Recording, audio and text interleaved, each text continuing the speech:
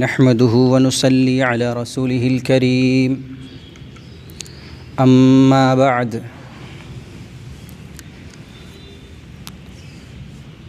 قال الله تبارك وتعالى في كلامه المجيد والفرقان الحميد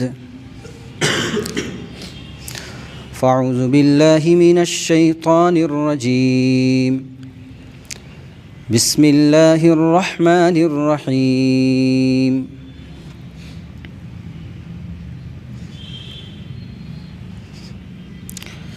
اعلموا أنما الحياة الدنيا لعب ولهو وزينة وتفاخر بينكم وتكاثر في الأموال والأولاد كمثل غيث أعجب الكفار نباته ثم يهيج فتراه مصفرا ثم يكون حطاما وفي الآخرة عذاب شديد ومغفرة من الله ورضوان وما الحياة الدنيا إلا متاع الغرور صدق اللہ العظیم۔ برادران اسلام، عزیز ساتھیو، تہہ دل سے آپ سبھی حضرات کا میں شکر گزار ہوں کہ آپ حضرات مجھ جیسے ناچیز اور حقیر کو اس لائق سمجھتے ہیں کہ بار بار بلاتے ہیں۔ یقین جانیے یہ اللہ کی طرف سے بہت بڑی نعمت ہے کہ اللہ کی بات سننے اور سنانے کی جن کو توفیق مل جائے، یہ اللہ کی طرف سے بہت بڑی نعمت ہے، خاص طور سے ایسے ماحول میں جس ماحول سے ہم لوگ گزر رہے ہیں۔ انتہائی پرفتن دور چل رہا ہے، ایسے وقت میں کہ ایمان کا تحفظ مشکل اور دین پر چلنا اتنا سخت نہیں، سخت ترین ہو چکا ہے، جس طریقے سے ہتھیلی کے اندر آگ کا شعلہ اٹھانا۔ ایسے وقت میں اگر اللہ سبحانہ وتعالی ہمیں یہ توفیق دے رہا ہے کہ ہم اللہ کی باتوں کو سن رہے ہیں، سنا رہے ہیں، سمجھ رہے ہیں، اس پر عمل کی کوشش کر رہے ہیں، ہماری سعی تگ و دو یہ محنتیں جاری ہیں، اللہ اسے قبول فرمائے۔ سب سے بڑی چیز اللہ کے خزانے کی جو ہے ایمان اور اخلاص ہے۔ ایمان کے بدلے میں اللہ نے جنت کا وعدہ فرمایا ہے۔ ایمان جیسی عظیم دولت کچھ ہو ہی نہیں سکتی ہے، لیکن ایمان اور اعمال کے ساتھ میرے بھائی اخلاص شرط ہے۔ اور ہم سبھی لوگ جانتے ہیں کہ اخلاص کہتے ہیں کسے کہتے ہیں اخلاص ہم لوگ اخلاص کا جو مفہوم سمجھتے ہیں بہت عام لفظ ہے۔ ہاں، کوئی بھی عمل خالصتاً اللہ کی رضا کے لیے کیا جائے اسے کہتے ہیں اخلاص۔ جس عمل کے اندر خالص اللہ کی رضا مقصود ہو، اللہ کی خوشنودی مقصود ہو، تو اس عمل کو کہتے ہیں کہ انسان اخلاص کے ساتھ کر رہا ہے۔ تو اخلاص کے لفظ آتے ہی اس سے ریا اور شہرت نکل جاتی ہے، ریا اور شہرت نکل جاتی ہے۔ چونکہ جس عمل کے اندر ریا داخل ہو جائے، شہرت داخل ہو جائے، نام و نمود ایک دوسرے کے دکھلانے کے لیے عمل ہونے لگے، تو پھر اللہ کی رضا وہاں پہ باقی نہیں رہتی ہے۔ یہی وجہ ہے کہ حدیث کے اندر نبی علیہ الصلوۃ والسلام نے ایک موقع سے فرمایا کہ قیامت کے دن جب اللہ سبحانہ وتعالیٰ نیک اعمال کے بدلہ دیں گے اپنے مخلص بندوں کو، وہیں پہ ریاکاروں کو بھی آواز لگائیں گے اور کہیں گے کہ آؤ اور جاؤ اپنا بدلہ ان سے لے لو جن کو خوش کرنے کے لیے تو نے عمل کیا تھا۔ تو ظاہر ہے وہاں سے ناقص اور خاسر ہو کر کے لوٹیں گے، اس لیے کہ اس دن جو ملکیت ہوگی اللہ کی ہوگی، اس دن جو میزان اور انصاف اور عدل کی ترازو جو قائم کی جائے گی اللہ سبحانہ وتعالیٰ کی طرف سے قائم کی جائے گی، اللہ ہی بدلہ دے گا۔ اس دن اللہ سبحانہ وتعالیٰ کے علاوہ کوئی اور بدلہ نہیں دے گا۔ تو اس دن اللہ کہے گا جاؤ، اگر تم نے جس کو دکھانے کے لیے، اپنی نام و نمود کے لیے، اپنی شہرت کے لیے، اپنی تشہیر کے لیے جو تم نے کام کیا تھا، جاؤ ان سے اپنا اجر لے لو، جاؤ ان سے اپنا بدلہ لے لو۔ اب انسان اس دن اپنی پوری زندگی کی محنت کو بیکار سمجھے گا۔ کس لیے بیکار سمجھا؟ اخلاص نہ ہونے کی وجہ سے۔ تو چاہے عمل بہت ہی چھوٹا کیوں نہ ہو، ہمارا ہر عمل اخلاص سے معمور ہو، اخلاص سے بھرا ہوا ہو۔ اور اخلاص کہتے ہیں کہ ہر چھوٹے بڑے عمل کو اللہ کی رضا اور اللہ کی خوشنودی کے لیے ہم کرنے والے ہو جائیں، اس میں کوئی نام و نمود نہ ہو، کوئی شہرت نہ ہو، کوئی دکھلاوا نہ ہو۔ یہ اگر ہمارے اندر یہ چیزیں آ جاتی ہیں تو اس کی قدر اللہ کے یہاں ہے۔ آج کا جو ہمارا عنوان ہے وہ فکر آخرت ہے۔ یہ تو تمہیدی گفتگو تھی جس کو میں نے بتانا زیادہ موضوع اور مناسب سمجھا، چونکہ ہر چیز کے اندر عمل سے پہلے اخلاص کا دخل ہے۔ کوئی بھی عمل بغیر اخلاص کے بیکار ہے۔ وقتی فائدہ ہو سکتا ہے، دوسروں کی نظر میں ہم اچھے ہو سکتے ہیں، لیکن اللہ کی نظر میں ہم اچھے نہیں ہو سکتے ہیں اس وقت تک جب تک کہ اپنے اندر اخلاص ہم پیدا نہ کر لیں۔ پوری دنیا میں لوگ کہیں بہت اچھے ہیں، بہت اچھے ہیں، لیکن اللہ کی نظروں سے ہم گر جائے، ہماری کوئی حقیقت نہیں ہے۔ اگر پوری دنیا ہمیں مل کر کہے کہ بہت ہی برا انسان ہے، بہت ہی برا شخص، لیکن اللہ کی نظر میں ہم جم جائے، اللہ ہمیں کہہ دے کہ نہیں تو اچھا ہے، تو چاہے پوری دنیا ہمیں اپنی نظروں سے گرا دے، کوئی پرواہ نہیں ہے، ہم اللہ کی نظر میں آ جائیں۔ تو ابھی جو میں نے آیت کی تلاوت کی، یہ آیت بڑی ہی زبردست ہے۔ سورہ حدید کی آیت نمبر 21 کی میں نے تلاوت کی۔ سورہ حدید پارہ 27 اور سورہ حدید کی آیت نمبر 21 کی میں نے تلاوت کی۔ اس آیت مبارکہ کے اندر اللہ سبحانہ وتعالیٰ نے انسان کی پیدائش سے لے کر کے موت تک کا نقشہ، اور اس کے بعد والی آیت میں مرنے کے بعد کی زندگی اور وہ تمام چیزوں کو ذکر فرما دیا ہے۔ اسی پر ایک شاعر کا شعر یاد آتا ہے، آخرت کے واسطے سامان کر غافل، مسافر شب کو اٹھتے ہیں جو جانا دور ہوتا ہے۔ کوئی شاعر آخرت کا لفظ استعمال کیا ہے، کوئی آدم کے واسطے سامان کر غافل، مسافر شب کو اٹھتے ہیں جو جانا دور ہوتا ہے۔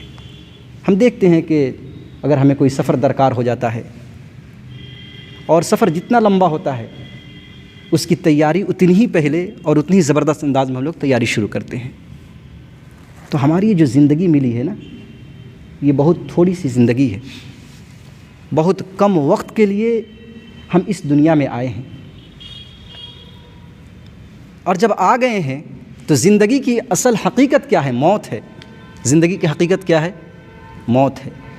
یہ زندگی کا جام جتنا ہی میٹھا ہے، موت کا جام اتنا ہی کڑوا ہے۔ جب ہم دنیا میں آئے تھے سبھی لوگ خوش تھے، ہمارے آنے پہ سبھی خاندان والے، اعزاء قربا، پڑوسی، سبھی لوگ دیکھ کر کے مچل رہے تھے کہ ہمارے خاندان میں، ہمارے قبیلہ میں، ہمارے برادری میں ایک بہت اچھا خوبصورت بچہ پیدا ہوا ہے۔ کتنا شاندار پیالہ ہے یہ زندگی۔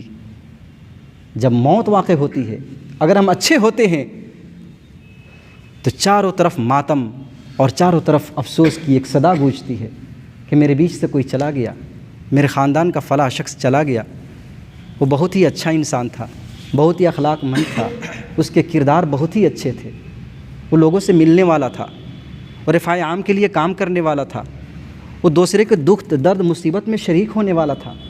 اب ایسا بچہ نہیں ملے گا یا ایسا نوجوان ہمارے خاندان میں نہیں ملے گا۔ وہ ایک فرد تھا لیکن ہمارے پورے خاندان کے لاج رکھتا تھا۔ تو انسان جب آیا تھا تو خود رو رہا تھا اور سبھی ہنس رہے تھے۔ انسان اپنے آپ کو اتنا اچھا بنا لے، اتنا اچھا بنا لے کہ جب وہ جائے تو موت، سکرات موت کے باوجود اس کے چہرے پہ ایک مسکان ہو، فرشتہ مژدہ دے کہ تیری خاتمہ جو ہے، تیرا خاتمہ ایمان پہ ہو رہا ہے، تیری موت ایمان پر ہے، تیرے لیے جنت کی بشارت ہے، تو رب سے ملنے جا رہا ہے، رب تیرا خوش ہے اور میں خوشخبری کا فرشتہ ہوں، روح لینے کے لیے آیا ہوں اور میں تمہیں لے کر کے تیرے رب کے پاس جا رہا ہوں۔ ہمارے چہرے پہ مسکان ہو اور پورے لوگ مارے غم کے رو رہے ہوں کہ ہمارے بیچ سے کوئی چلا گیا۔ معاملہ اپوزٹ ہونا چاہیے۔ ہم آئے تھے تو خود رو رہے تھے، سبھی خوشیاں منا رہے تھے، جب ہمارے جانے کا وقت ہو تو ہم اتنے اچھے بن کر کے جائے، ہم ہنس رہے ہوں، اور ہمارے غم میں اور ہمارے جانے کے الوداع میں سبھی لوگ رو رہے ہوں۔ اور یہ کام ہم اللہ کے لیے کریں، ہم اچھا اللہ کے لیے بنیں، لوگوں کے دکھاوے کے لیے نہیں، جیسا کہ خود تمہید کے اندر ہی میں نے ذکر کر دیا۔ آئیے انسان کی زندگی اور اس کی زندگی کیسے بڑھتی چلی جاتی ہے، بچپنا، جوانی، پھر یہ انسان کی زندگی جوانی جو ہے بڑھاپے میں تبدیل ہو جاتی ہے، پھر وہ بڑھاپا جو ہے موت میں تبدیل ہو جاتی ہے، پھر انسان جس مٹی سے پیدا ہوا تھا اسی مٹی میں جا کر کے مدفون ہو جاتا ہے، اس مٹی کا حصہ بن جاتا ہے۔ اللہ سبحانہ وتعالیٰ کا ارشاد ہے، اعوذ باللہ من الشیطان الرجیم افحسبتم انما خلقناکم عبثا وانکم الینا لا ترجعون۔ کیا بھلا تم نے یہ گمان کر لیا ہے کہ ہم نے تم کو یوں ہی پیدا کر دیا، بیکار پیدا کر دیا، اور کیا تم اپنے رب کی طرف لوٹائے نہیں جاؤ گے؟ کیا پیارا انداز ہے۔ اللہ سبحانہ وتعالیٰ مخاطب کر رہا، فحسبتم، کہ میرے بندو، میرے مخلوق، کیا تم نے یہ گمان کر لیا ہے کہ ہم نے تم کو یوں ہی عبث بیکار پیدا کر دیا، تم ہمارے طرف نہیں لوٹائے جاؤ گے، تم خود سے آئے خود سے چلے جاؤ گے؟ ایسا نہیں ہے، آئی حیات، آئے قضا لے چلی، چلے اپنی خوشی نہ آئے اور اپنی خوشی نہ چلے۔ انسان نہ اپنی خوشی سے آتا ہے اور نہ انسان اس دنیا سے اپنی خوشی سے جائے گا۔ آنے میں بھی اللہ کے حکم کا محتاج اور جانے میں بھی اللہ کا حکم کا محتاج۔ اللہ کی ذات محیی ہے، اللہ کی ذات ممیت ہے، اللہ کی ذات زندہ کرنے والی ہے، اللہ کی ذات موت دینے والی ہے۔ تو سب سے پہلے تو ایمان کا یہ تقاضا ہے کہ موت اور زندگی کا تعلق اللہ کے کنٹرول میں ہے، اللہ کے قبضے قدرت میں ہے۔ اس چیز پر ہم یقین رکھیں کہ جب اللہ نے زندگی دی ہے تو اللہ ہماری زندگی کو ایک دن ختم کرے گا، اور موت کے اس سنگلاخ وادی کو ہر کوئی طے کر کے اپنے رب کے پاس جائے گا۔ قرآن کریم کے اندر اس سلسلے سے 3 آیت مبارکہ اللہ سبحانہ وتعالیٰ نے نازل فرمائی ہے موت کے سلسلے سے۔ پہلی آیت 4 پارے میں سورہ آل عمران کے اندر، کل نفس ذائقۃ الموت وانما توفون اجورکم یوم القیامہ فمن زحزح عن النار وادخل الجنة فقد فاز وما الحياة الدنيا إلا متاع الغرور۔ ہر جاندار کو موت کا مزہ چکھنا ہے۔ اب ظاہر ہے موت آئے گی، ہم چلے جائیں گے، موت آئے گی، موت آئے گی، ہم چلے جائیں گے۔ اب اللہ سبحانہ تعالیٰ فرماتا ہے کہ جب میرے پاس تم آؤ گے، وَإِنَّمَا تُوَفَّوْنَ أُجُورَكُمْ يَوْمَ الْقِيَامَةِ، تو قیامت کے دن تمہارے اجر کا پورا پورا بدلہ دے دیا جائے گا۔ اللہ کی طرف، اللہ کے یہاں کٹوتی نہیں کی جائے گی کہ کوئی کام جو ہے 100 روپیہ کے کر کے گیا ہے تو کٹوتی کر کے 50 روپیہ کا اس کا اجر دیا جا رہا ہے، نہیں۔ اللہ سبحانہ تعالیٰ فرما رہا ہے کہ تُوَفَّوْنَ أُجُورَكُمْ يَوْمَ الْقِيَامَةِ، کہ پورا پورا تمہارا اجر دے دیا جائے گا۔ فَمَنْ زُحْزِحَ عَنِ النَّارِ وَأُدْخِلَ الْجَنَّةَ فَقَدْ فَازَ، کہ جو لوگ جہنم سے بچا لیے گئے، جو لوگ جہنم سے بچا لیے گئے اور جنت میں داخل کر دیے گئے، فقد فاز، وہ کامیاب ہو گئے۔ وہ کیا ہو گئے؟ کامیاب ہو گئے۔ اور دنیا تو محض دھوکے کا سامان ہے، جس دنیا کے پیچھے انسان اپنی پوری توانائی، پوری طاقت، پوری محنت، پوری تگ و دو، پوری صلاحیت، اپنی پوری قابلیت، اپنے تمام اختیارات کو صرف کر رہا ہے اس دنیا کو حاصل کرنے کے لیے کہ میرا فیوچر اچھا ہو جائے، میرا مستقبل اچھا ہو جائے۔ ہم نے کس کو مستقبل سمجھا ہے؟ ہم نے کس کو فیوچر سمجھا ہے؟ کیا ہم 30 سال کے اگر ہو گئے تو ہماری بقیہ جو زندگی ہے وہی ہماری مستقبل ہے؟ میرے بھائی، اس کے بعد میں آنے والی بھی تو زندگی ہے، مرنے کے بعد جو ہماری زندگی ملنے والی ہے جس کو ہم آخرت سے تعبیر کرتے ہیں، جسے قرآن آخرت کہہ کر پکارتا ہے، اور جس کو بار بار اللہ سبحانہ فرماتا ہے کیا تم ہمارے طرف نہیں لوٹائے جاؤ گے، اور لوٹ جاؤ گے تو کیا تم کو ہم دوبارہ زندہ نہیں کریں گے، کیا ہم تم سے پوچھ تاچھ نہیں کریں گے، کیا تم سے حساب و کتاب نہیں لیں گے؟ یہ ساری چیز ہونا ہے، یہ سب کچھ ہونا ہے۔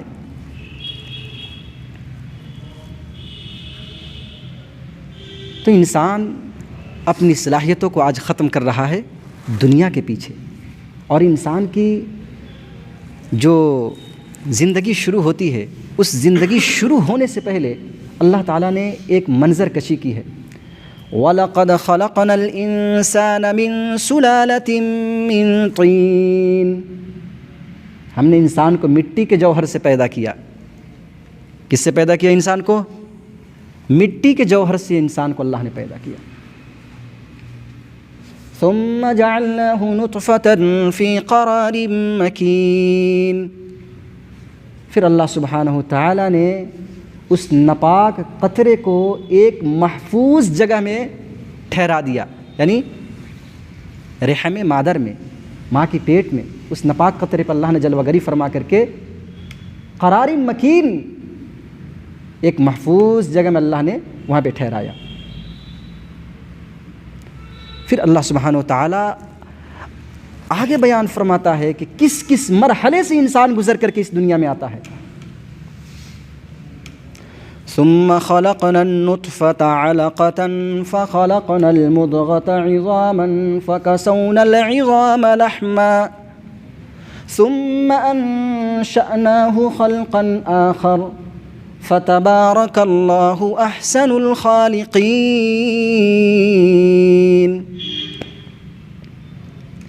پھر اللہ سبحانہ و تعالیٰ اس ناپاک منی کے قطرے پہ اپنا جلوہ فرماتا ہے، اور اس ناپاک قطرے کو اللہ سبحانہ و تعالیٰ علقہ سے بدلتا ہے، جمے ہوئے خون۔ پھر اللہ سبحانہ و تعالیٰ اس جمے ہوئے خون کو گوشت کا لوتھڑا بنا دیتا ہے، پھر اس گوشت کے اندر ہڈیاں پیدا فرماتا ہے۔ پھر اللہ سبحانہ و تعالیٰ ایک دوسری شکل دے کر کے ماں کی پیٹ سے اس دنیا کے پیٹ میں لا دیتا ہے۔ ماں کی پیٹ سے کہاں لاتا ہے؟ اس دنیا کی پیٹ میں لا دیتا ہے۔ اللہ سبحانہ و تعالیٰ نے فرمایا کہ فتبارک اللہ احسن الخالقین، تیرا رب کتنا بہترین پیدا کرنے والا ہے کہ ایک ناپاک قطرہ جس کا تذکرہ کرنے سے گھن آ جائے۔ تیرا رب جب جلوہ گری فرماتا ہے تو شکل بدل دیتا ہے، تو خوبصورت ننھا منھا بچہ پیدا ہوتا ہے، اب دنیا کے پیٹ میں آ گیا، دنیا کے گود میں آ گیا، ہر کوئی اپنے گود لے کر کے اس کو بوسہ دے رہا ہے۔ وہی منی کا قطرہ، ناپاک قطرہ، اللہ نے جلوہ گری فرما کر کے اس کی حقیقت کو تبدیل کر کے اللہ سبحانہ و تعالیٰ نے انسان کی بہترین سانچے میں ڈھال دیا۔ لقد خلقنا الانسان فی احسن تقویم، اب انسان اس کو لے رہا ہے، بوسہ دے رہا ہے، چاٹ رہا ہے، محبتیں کر رہا ہے اس سے۔ تو انسان کیا تھا، رب نے کتنا خوبصورت بنا دیا۔ اللہ سبحانہ نے فرمایا کہ دیکھو اب دنیا میں آ گئے نا، اب زندگی مل گئی۔ ثم انکم بعد ذلک لمیتون، اس کے بعد میں موت کی گھاٹی سے بھی تمہیں گزرنا ہوگا۔ ثم انکم یوم القیامۃ تبعثون، پھر قیامت کے دن دوبارہ اٹھائے جاؤ گے۔ ثم انکم یوم القیامۃ تبعثون، یہ نہ سمجھو کہ موت آ گئی، جلا دیا گیا یا مٹی میں دفن کر دیا گیا، یا اپنے اپنے دھرم کے مطابق جو ہم کچھ کرتے ہیں اس طرح کر دیا گیا تو ہم قیامت کے دن دوبارہ نہیں اٹھیں گے، ایسا نہیں ہے۔ اللہ سبحانہ فرما رہا ہے کہ پھر تم دوبارہ اٹھائے جاؤ گے، اس کے بعد دوبارہ اٹھائے جاؤ گے۔ تو انسان کی زندگی کی حقیقت اللہ نے جو قرآن میں بیان فرمائی، کیا ہے زندگی، جس کو ہم نے سب کچھ سمجھ بیٹھا ہے، اور اسی دنیا کو ہم نے اپنا محور، اپنا مرکز، اور اپنی کامیابی ناکامی کا فیصلہ ہم نے دنیا کی کامیابی پر ہم نے کر لیا ہے، ہم نے جو بنا لیا ہے، یا ہماری جو سوچ بن گئی ہے، یا امت کی آج جو ساری فکریں جو ہیں دنیا کے حاصل کرنے میں جو لگی ہوئی ہے، کیا یہی اصل ہے؟ کیا یہی کامیابی کی راز ہے؟ تو نہیں. ابھی میں نے سورہ آل عمران کی آیت کوٹ کی تھی کہ جو لوگ جنت میں داخل کر دیے جائیں گے، جہنم سے بچا دیے جائیں گے، اللہ کی نظر میں فقد فاز، وہ لوگ کامیاب ہے. اللہ سبحانہ نے یہ فرمایا کہ جس نے بہت اچھی عمارت بنا لی، جس کے پاس شاندار گاڑیاں ہو جائے اور بہت سارے پراپرٹیز کے مالک بن جائے، وہ تو کامیاب ہو گیا. کہیں نہیں اس کو اللہ سبحانہ تعالیٰ فرمایا، بلکہ اللہ تعالیٰ نے یہ فرمایا کہ جو جنت میں داخل کر دیا گیا، جہنم سے بچا لیا گیا، اللہ کی نظر میں وہ کامیاب ہو گیا. اب ہم چلتے ہیں انسان کی زندگی یہ کس طریقے سے نطفے سے علقہ، پھر علقہ سے پھر اللہ سبحانہ تعالیٰ نے اس کو مضغہ بنایا، پھر مضغہ سے پھر اس میں عظامہ، ہڈی، پھر اللہ تعالیٰ نے ایک اچھی صورت دے کر کے فتبارک اللہ احسن الخالقین کا اللہ سبحانہ تعالیٰ نے اعلان کیا، اور اسی چیز کو سورہ 3 کے اندر لقد خلقنا الانسان فی احسن تقویم، ہم نے انسان کو بہترین سانچے میں ڈھال دیا. یہ سارے مراحل کو بیان کرنے کے بعد اللہ سبحانہ تعالیٰ فرمایا سورہ حدید کے آیت نمبر 21 کے اندر اعلموا انما الحیاۃ الدنیا لعب ولہو وزینۃ وتفاخر بینکم وتکاثر فی الاموال والاولاد، کہ جان لو. یہ انداز اللہ سبحانہ وتعالیٰ تنبیہ کرنے کے لیے، کسی کو متنبہ کرنے کے لیے، اپنے طرف اٹینشن، توجہ دینے کے لیے اللہ سبحانہ وتعالیٰ نے قرآن میں اس طرح کے انداز اختیار فرمایا ہے. اعلموا، جان لو، بلا شبہ یہ دنیا کی زندگی لہو و لعب ہے، کھیل کود ہے، کھیل دل لگی ہے. لعب و لہو وزینۃ، اور زیب و زینت ہے، وتفاخر، اور آپس میں ایک دوسرے پہ فخر کرنا ہے. میں اس سے بڑا، میں اس سے بڑا، یہ اس سے بڑا، یہ ویسے، وہ ایسے، ایک دوسرے سے فخر کرنا. وتکاثر فی الاموال والاولاد، اور مال اور اموال میں اور اولاد میں ایک دوسرے سے آگے بڑھنا. یہ ہے زندگی کی حقیقت. قرآن کی باریکیوں پہ آپ دھیان دیجئے، غور کیجئے. اللہ سبحانہ تعالیٰ نے کتنے یہاں پہ قرآن کریم کے اندر الفاظ عطف کے ساتھ استعمال یہاں پر کیے، نازل فرمائے. پہلے لعب و لہو، لعب، پھر لہو، پھر زینت، پھر تفاخر، پھر تکاثر فی الاموال والاولاد. 5 چیزوں کو اللہ سبحانہ تعالیٰ نے ذکر فرمایا. قرآن کی اب بلاغت دیکھیے، قرآن کی اب فصاحت دیکھیے. یہاں پہ لعب کہتے ہیں انسان کی وہ زندگی جو صرف کھیلنے سے تعلق ہو، بلا ٹینشن، کوئی فکر ہی نہ ہو. جس طرح بچے کھیلتے ہیں، بچے 3 سال 4 سال 5 سال سے لے کے 7 8 9 سال تک کے جو بچے جو کھیلتے ہیں، کوئی ٹینشن ہوتا ہے اور ساری چیزیں ان کے کھیل کا سامان ہوتا ہے، بلا ٹینشن کیا کرتے ہیں، کیا کرتے ہیں، وہ لعب کرتے ہیں. لعب کے بعد میں ایک وقت آتا ہے جب تھوڑی سی شدھ بدھ ہوتی ہے، جب 11-12 سال کے انسان جب پہنچتا ہے تو پھر لہو شروع کرتا ہے، یعنی دل لگی، تھوڑی سی اس کے اندر مزاج کے اندر بلوغیت کی کیفیت پیدا ہوتی ہے. انسان اپنی جوانی کی طرف مائل ہو رہا ہوتا ہے. تو اللہ سبحانہ تعالیٰ فرمایا کہ انسان کی کچھ عمر جو ہے لعب میں گزر گیا، اور اس کے بعد پھر کس میں گزرا، لہو کے اندر گزر گیا. اب اس کے بعد میں پھر کیا ہوتا ہے، جب انسان 18 سال 20 سال 22 سال کا ہوتا ہے، زینتن. اب زیب و زینت میں نوجوانوں کی خواہش کیا ہوتی ہے، شاندار کپڑے ہوں، ایک بڑھیا والی بائک مل جائے، جو ایک بار ایکسیلیٹر لے تو یہاں سے بس حبیب ہال کے گیٹ ہی پہ جا کر رکے، اس سے پہلے نا پک اپ اتنی شاندار ہو. اور معاشرے میں جو سب سے فیشن نما کپڑا ہو وہ کپڑا ہمیں مل جائے، چاہے ران پہ پھٹے ہوئے کیوں نہ ہو. چاہے آپ پیوند کیوں لگے ہوئے ہو. ایک وقت تھا کہ ایسے کپڑا پہننا مایوس شمار ہوتا تھا, اور بہت پہلے کی بات نہیں بتا رہا ہوں, آج سے 10 سال آپ پہلے چلے جائے, اگر یہاں پہ کپڑے پھٹ جائے کہتے ارے یار میں پھٹا ہوا کپڑا پہن کے جاؤں گا, ایران نظر آ رہے ہیں, اور آج اس کو فیشن بنا دیا گیا. تو یہ ہے زینہ, یہ دنیا کے اعتبار سے کیا ہے, یہ زینہ. تو جو جس لائن میں ہے اپنے اعتبار سے انسان 18 20 22 سال کی عمر میں کیا کرتا ہے, زینت کرتا ہے. تو اللہ سبحانہ تعالیٰ فرمایا کہ انسان کے زندگی میں ایک مرحلہ یہ زینت والی آتی ہے. پھر اس کے بعد میں جب انسان پڑھ لیتا ہے تو شاندار جاب مل جائے, نوکری مل جائے, تو اللہ نے کہا وتفاخر, اب آپس میں ایک دوسرے سے فخر. اچھا تم کس کمپنی میں کام کرتے ہو, اچھا اس میں, ارے میری کمپنی تو امریکن کمپنی ہے اور میری سیلری 2.5 لاکھ اس وقت ہے, ابھی اسٹارٹنگ 2.5 لاکھ سے ہے, ابھی دیکھو آگے آگے, ابھی تو ابتدائی عشق ہے. روتا ہے کیا, آگے آگے دیکھ ہوتا ہے کیا, ابھی تو 2.5 لاکھ سے سیلری اسٹارٹنگ ہے, آگے دیکھ معاملہ کہاں تک جاتا ہے. اور ہمارے جو پرانے مینیجر ہیں نا, ان کی سیلری اس وقت تک مہینے کی 20 لاکھ روپیے ہے. اب تفاخر, آپس میں فخر, آپس میں ایک دوسرے سے بڑا, یہ تفاخر کی عمر ہوتی ہے. جب یہ عمر ڈھلتی ہے, اب ایک دن تھا کہ ہم خود بچے تھے, آج ہمارے بچے ہو گئے, اب ہم ابو بن گئے. کیا ہو گئے, ابو بن گئے.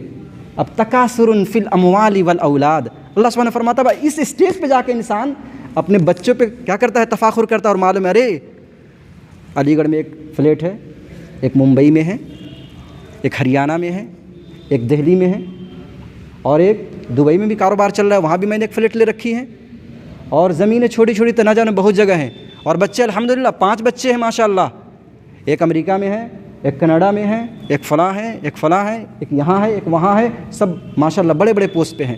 اب کیا ہے, آپس میں تفاخر چل رہا ہے. تکاثر فی الاموال والاولاد, یہ ہے انسان کی زندگی کی حقیقت جو اللہ نے قرآن میں بیان فرمایا. 5 الفاظ اور 5 کے اسٹیج الگ الگ, یہ قرآن کی فصاحت ہے. ایک بھی لفظ قرآن میں کوئی زائد نہیں لایا گیا, ہر لفظ کے پیچھے عمر کے ایک تقاضا ہے, اللہ نے اس کو اسٹیپ بائی اسٹیپ بیان فرمایا. اب اس کی مثال کیسی دی اللہ سبحانہ تعالیٰ نے, کمثل غیث اعجب الکفار نباته ثم یہیج فتراه مصفرا ثم یکون حطاما وفی الآخرة عذاب شدید ومغفرة من اللہ ورضوان وما الحیاة الدنیا الا متاع الغرور. اللہ سبحانہ نے فرمایا یہ زندگی کے جو مثالیں جو میں نے دی نا, بچپنا, جوانی, نوجوانی, پھر ادھیڑ, پھر بڑھاپا, اس کی مثال ایسی ہے کمثل غیث اعجب الکفار. یہاں کفار کافر کے معنی میں نہیں ہے, یہاں کفار کسان کے معنی میں ہے. کس کے معنی میں ہے, کسان کے معنی میں. اور کفار کے اصلی معنی جو نکل کر کے آتا ہے, حقیقت کو چھپانے والا. کیا ہوتا ہے, کفر کے معنی کیا ہوتا ہے, کسی چیز کا انکار کر دینا یا کسی چیز کا چھپا لینا. کفر یکفر, کفرن کا معنی انکار کر دینا یا چھپا لینا. تو کافر کیا کہتا ہے, کیا کرتا ہے, ایک اللہ کی وحدانیت کو چھپا لیتا ہے, بہت سارے معبودوں کو بنا لیتا ہے. تو یہاں کفار جو کسان کے معنی میں ہے, کیا مناسبت ہے مناسبت. جس طرح کافر وحدانیت کو چھپا لیتا ہے, اللہ کے احکامات کو چھپا دیتا ہے اور اپنے باپ دادا کے دینوں کو لا کر کے سامنے رکھتا ہے, اسی طریقے سے کسان کیا کرتا ہے, بیجوں کو زمین کے اندر چھپا دیتا ہے. بیج کو اٹھاتا ہے, کیا کرتا ہے, زمین کے اندر چھپا دیتا ہے. تو چھپانے کے اعتبار سے دونوں کے اندر ایک معنی موجود ہے. تو یہاں کفار کے معنی مفسرین نے کیا کیا ہے, کسان. تو کمثل غیث, ان زندگیوں کی مثال اللہ سبحانہ تعالیٰ نے بارش سے دی, جیسے آسمان سے بارش ہوئی. کمثل غیث اعجب الکفار نباتہ, پھر اس بارش نے جب زمین کو زرخیز بنا دیا, وہاں سے نباتات نکل آئے اور ہریالی آ گئی. اب کسان کو بڑا مزیدار معلوم ہوتا ہے, بڑا تعجب خیز معلوم ہوتا ہے, اور اس سے کسانوں کے دل کو بڑی خوشی ملتی ہے کہ سبحان اللہ چاروں طرف ہریالی ہے. کسانوں کا دل باغ باغ ہو جاتا ہے. اس منظر کو دیکھ کر کے کسانوں کا دل کیا ہوتا ہے, باغ باغ ہو جاتا ہے. کمثل غیث اعجب الکفار نباتہ, اس کے نبات کو دیکھ کر کے کسان کا دل کیا ہوتا ہے, باغ باغ ہو جاتا ہے. ثم یہیج فتراہ مصفرا, پھر ایک وقت آتا ہے کہ وہ ہریالی جوش مارتی ہے اور بڑھ کر کے اور گھنی ہو جاتی ہے، وہ فصلیں بہت اچھی ہو جاتی ہیں۔ پھر ایک وقت آتا ہے کہ وہ پکنے کے قریب ہو کر کے پھر وہ اس پر زردی مائل ہونے لگتی ہے، ہریالی سے پھر کہاں کدھر تبدیل ہو جاتی ہے؟ زردی کی طرف۔ تو ایک وقت تھا کہ دانے کی شکل میں تھا، پھر وہ نکلا، ہریالی چاروں طرف ہوئی، تو کسانوں کو بڑا مزہ ہوا دیکھ کر کے، بڑا خوشنما منظر تھا۔ پھر تھوڑا سا اور بڑا ہوا، فَتَرَاهُ مُصْفَرًّا، یہاں تک کہ اس کو تم زرد دیکھتے ہو۔ ثُمَّ يَجْعَلُهُ حُطَامًا، پھر اس زردی کے بعد میں پھر وہ کچھ گھاسیں جو ہوتی ہیں وہ خشک ہو جاتی ہے، پھر ہواؤں سے یا کسی اور ذریعے سے پھر وہ چورا چورا ہو جاتی ہیں، یا اگر فصلیں ہو تو کسان اس کو کاٹ کر کے لاتا ہے اور اس کو کیا کرتا ہے؟ رود دیتا ہے، بالکل چورا چورا بنا دیتا ہے، اس کے دانے کو نکال لیتا ہے۔ ثم یجعلہ حطاما، پھر کیا ہو جاتا ہے؟ وہ چورا چورا ہو جاتا ہے۔ یہ مثال اللہ سبحانہ وتعالیٰ نے یہاں۔ اب دیکھیے کھیتی سے مثال دی اللہ سبحانہ وتعالیٰ نے۔ سورہ بقرہ کے اندر اللہ تعالیٰ نے کیا فرمایا؟ نساؤکم حرث لکم فأتوا حرثکم، کہ تمہاری عورتیں تمہاری کھیتی ہے۔ تو انسان بھی ہر ہسبینڈ اپنے وائف کے پاس کسان بن کر جاتا ہے اور وہ ہل چلاتا ہے، بیج ڈالتا ہے، اور وہاں سے کیا بچہ نکل کر کے آتا ہے۔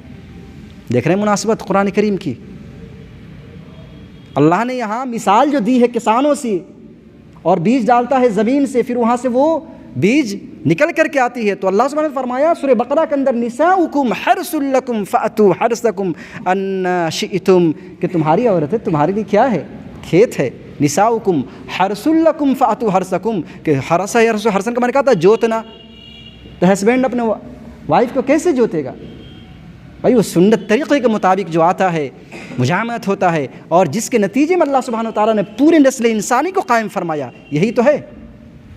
تو اللہ سبحانہ وتعالیٰ نے یہاں پہ جو مثال بیان کی، کمثل غیث اعجب الکفار نباتہ ثم یہیج فتراہ مصفرا ثم یکون حطاما وفی الآخرۃ عذاب شدید۔ اب اللہ سبحانہ وتعالیٰ فرمایا کہ اگر اس دنیا کو دیکھ کر کے اس دنیا کے رنگینیوں میں پھنس گئے، دنیا کو اپنا محور اور مرکز بنا لیا، اور دنیا کے ہو کر رہ گئے، اللہ کو بھلا دیا، جس اللہ نے تم کو اس قطرے سے تمہارے اوپر جلوہ گری فرماتے ہوئے بچپنے سے جوانی دی، پھر جوانی سے وہ ساری چیزیں، سارے مراحل دیے جس کو میں نے ابھی ذکر کیا، اپنے رب کو فراموش کر بیٹھے جس خالق نے تم کو پیدا کیا تھا۔ تو سنو، اگر بھول گئے تو عذاب شدید، آخرت میں کیا ہے؟ عذاب شدید ہے۔ اور اگر رب کو یاد کرتے رہے، رب کو نہیں بھولے، اپنے خالق کو، اپنے مالک کو نہیں بھولے، وَمَغْفِرَةٌ مِّنَ اللَّهِ وَرِضْوَانٌ، تو اللہ سبحانہ وتعالیٰ کی طرف سے مغفرت ہے، اور کیا ہے؟ رضوان، اللہ کی طرف سے رضا کی پروانہ ہے، اللہ کی طرف سے خوشنودی کا پیغام ہے۔ راضی، جو لوگ ایسے ہوں گے قیامت کے دن اللہ سبحانہ وتعالیٰ فرمائے گا یا ایتھا النفس المطمئنہ، اے نفس مطمئنہ، اے ایسے نفس والے جو اللہ کے حکموں پر چلنے والے تھے، ارجعی الی ربک راضیۃ مرضیہ، کہ تم لوٹ جاؤ راضی برضا۔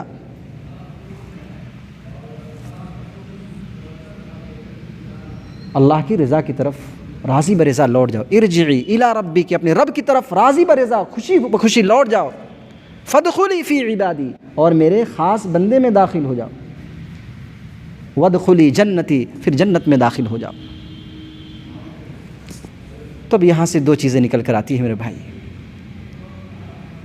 اللہ نے یہ زندگی دی ہے، الدنیا مزرع الآخرہ، یہ دنیا آخرت کی کھیتی ہے۔ یہاں پہ اگر ہم نیکی کے پودا لگائیں گے تو وہاں پہ ہم وہی کاٹیں گے، اور اگر ہم یہاں گناہ کے، جرائم کے، فسق و فجور کے، اللہ کے ناراضگی کے اگر پیڑ پودے ہم نے بیج لگائے ہیں تو وہاں پہ ہمیں وہی کاٹنے کو ملے گا۔ جیسی کرنی ویسی بھرنی، نہ مانے تو کر کے دیکھ، جنت بھی ہے، جنت بھی ہے، دوزخ بھی ہے، نہ مانے تو مر کے دیکھ۔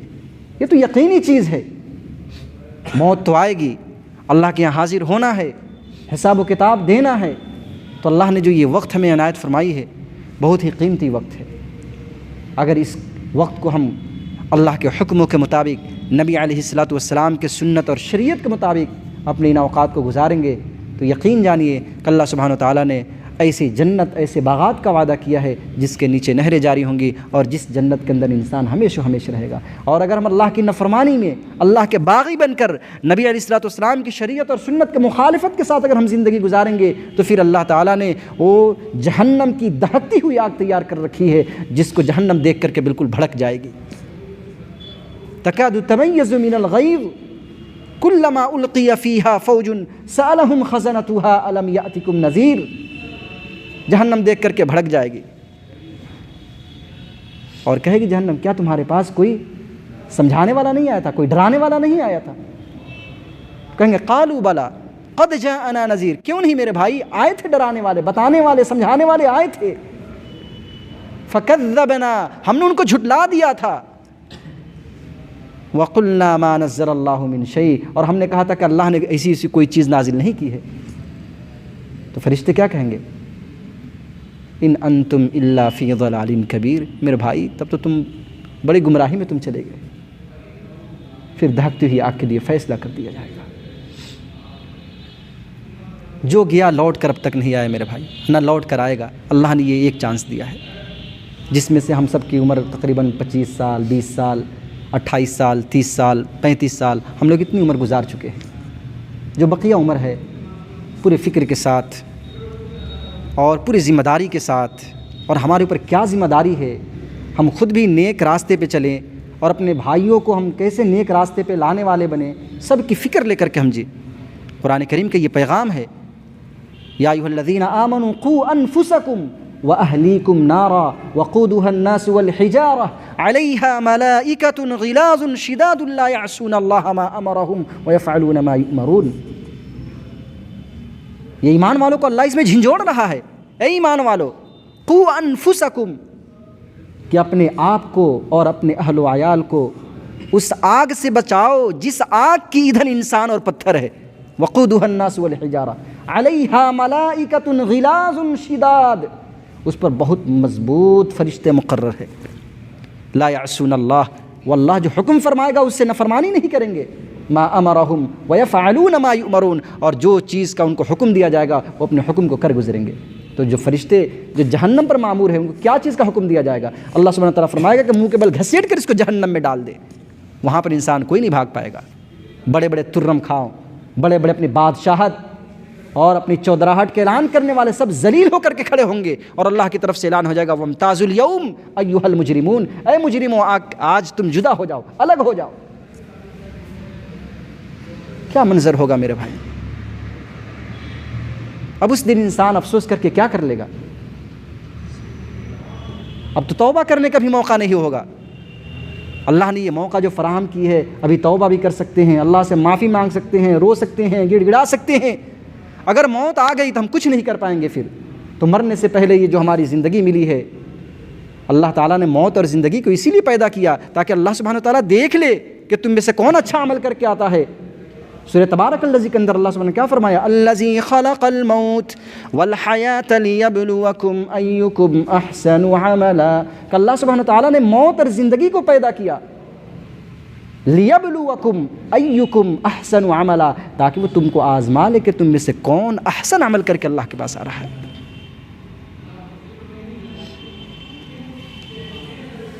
میرے بھائی یہ آخرت کا موضوع تو ایسا موضوع ہے کہ سن کر رونگٹے کھڑے ہو جاتے ہیں، اور آدمی جب سنتا ہے تو ایسا لگتا ہے کہ دنیا کچھ ہے ہی نہیں ہے، اور یقیناً نہیں ہے کچھ۔ جس چیز کو اللہ سبحانہ تعالیٰ فرماتے ہیں دھوکے کا سامان ہے، اس چیز کی کیا حقیقت ہو سکتی ہے؟ وَمَا الْحَيَاةُ الدُّنْيَا إِلَّا مَتَاعُ الْغُرُورِ، یہ تو اللہ کی طرف سے اعلان ہے۔ جس چیز کو انسان سمیٹ کر پوری زندگی اپنے پسینے کو بہا کر کے، اپنے قیمتی وقت کو اس میں لگا کر کے، اپنی جان، محنت، ساری چیزیں صرف کر دی جس چیز کو کمانے کے لیے، موت کی ایک جھٹکے میں ان تمام چیزوں سے اس کو علیحدہ کر دیا۔ نہ ساتھ میں انسان کے قبروں میں نہ اس کے مال جاتے ہیں جس کو پوری زندگی بڑی محنت سے جمع کیا تھا۔ مال تو مرتے ہی ساتھ چھوڑ دیے، اولاد تھوڑی سی ہمدردی اور شریعت سنت پہ عمل کرتے ہوئے قبروں تک لا کر کے اتار دیتی ہے۔ قبر کے بعد وہاں سے اولاد بھی لوٹ جاتی ہے اور ہمیں زمین کے 2-3 فٹ گہرائی میں نیچے ڈال کر کے سلا کر کے چلایا جاتا ہے۔ وہاں پہ ہمارا اعمال اترتا ہے۔ کیا اترتا ہے میرے بھائی؟ ہمارے اعمال اترتے ہیں۔ اموال بھی ساتھ چھوڑ دیے، اولاد بھی ساتھ چھوڑ دیے، اعمال جو ہے انسان کے قبروں میں اترتے ہیں۔ اعمال انسان کے قبروں میں اترتے ہیں۔ تو جو عمل کریں گے جب تو قبر میں اتریں گے، اگر ہمارے پاس اچھے عمل نہ ہو تو برے عمل آئیں گے، اور پھر قبر ہمارے ساتھ ویسے ہی معاملہ کرے گی جیسے ہم اللہ کے حکموں کو مانے ہوں گے یا اللہ کے حکموں کو ہم توڑے ہوں گے، قبر ہمارے ساتھ ویسے ہی معاملہ کرے گی۔ نبی علیہ الصلوۃ والسلام نے فرمایا القبر روضۃ من ریاض الجنہ او حفرۃ من حفر النیران، یہ قبر جنت کے باغوں میں سے ایک باغ ہے یا جہنم کے گڑھوں میں سے ایک گڑھا ہے۔ عمل سے زندگی بنتی ہے، جنت بھی جہنم بھی، یہ خاکی اپنی فطرت میں نہ نوری ہے نہ ناری، علامہ اقبال نے فرمایا۔ اور اللہ سبحانہ وتعالیٰ نے سورہ کہف کی آخری آیت میں کیا پیغام دیا؟ نبی علیہ الصلوۃ والسلام کو مخاطب کیا اللہ سبحانہ وتعالیٰ نے اور فرمایا قل، آپ کہہ دیجئے انما انا بشر مثلکم، کہ بلا شبہ میں ایک انسان ہوں، میں ایک آدمی ہوں جیسے تم آدمی ہو۔ فرق کیا ہے؟ یوحی الی، میری طرف اللہ کی طرف سے وحی کی جاتی ہے، بس فرق یہ ہے کہ میری طرف وحی کی جاتی ہے جس کی وجہ سے مجھے اللہ نے نبی بنا دیا ہے، ورنہ میں تم ہی جیسے انسان ہوں۔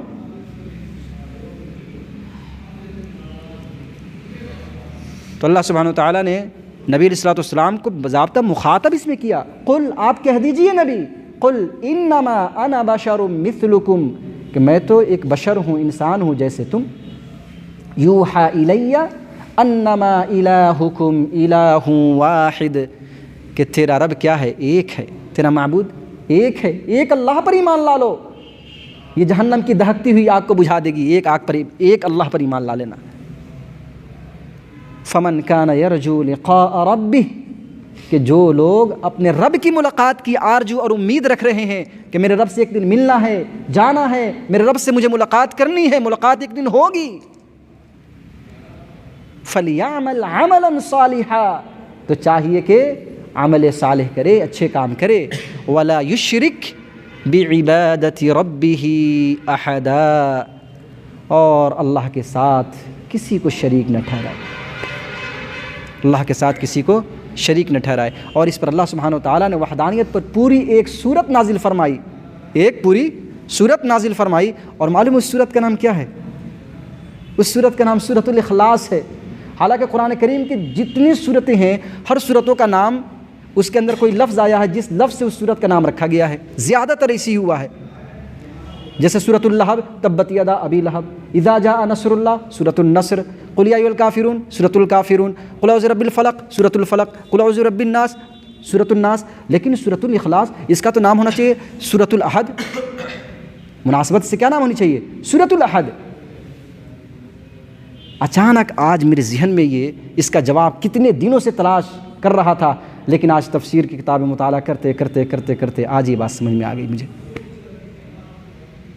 وہ بھی کہیں پہ صاف وضاحت کے ساتھ لکھا ہوا یہ چیزیں نہیں ملی ہے، لیکن بہت ساری چیزوں کو جب میں نے مطالعہ کیا تو وہاں سے ایک بات سمجھ کر آئی، اس سورت کا نام سورۃ الاخلاص کیوں رکھا گیا۔ اس پوری سورت کے اندر اللہ سبحانہ وتعالیٰ نے وحدانیت کا ذکر فرمایا۔ کس کے ذکر فرمایا؟ وحدانیت کا ذکر فرمایا۔ اور فمن کان یرجو لقاء ربہ فلیعمل عملا صالحا ولا یشرک بعبادۃ ربہ احدا، کہ اللہ کے ساتھ کسی کو شریک نہیں کرنا ہے، اللہ کے ساتھ کسی کو شریک نہیں کرنا ہے۔ تو جب ہم اللہ کے ساتھ کسی کو شریک نہیں کریں گے، صرف اللہ کے لیے کام کریں گے، تو جو کام اللہ کے لیے اس کا نام کیا ہے؟ جو کام اللہ کے لیے اس کا نام کیا ہے؟ اخلاص۔ تو یہی تو ہے اخلاص، سورۃ الاخلاص۔ صرف اللہ کی ذات پر، ایک اللہ کی ذات پر ایمان لائے جائے۔